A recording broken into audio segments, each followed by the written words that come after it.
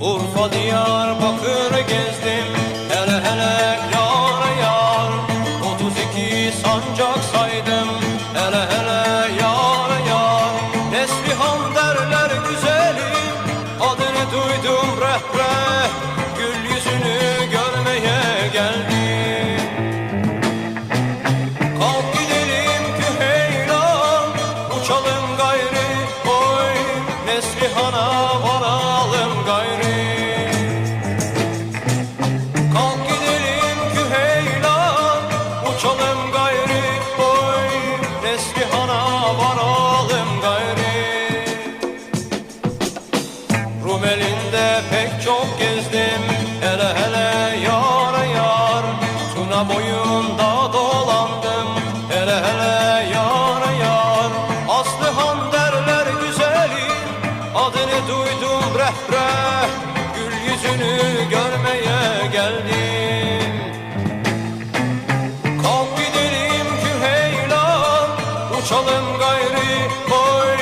Aslıhan'a varalım gayri. Kalk gidelim Küheylan, uçalım gayri oy. Aslıhan'a varalım gayri.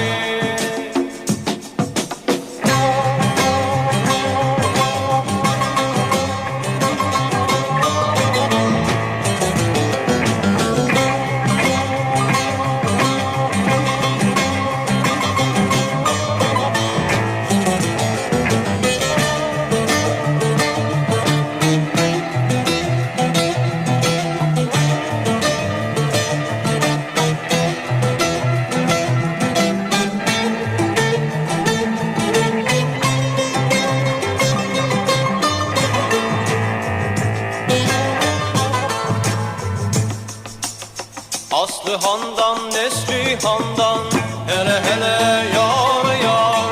Fayda gelmez bey kızından, hele hele yar yar. Barış böyle belledi, bir çaldı bin bir söyledi. Siz de böyle söyleyin haydi.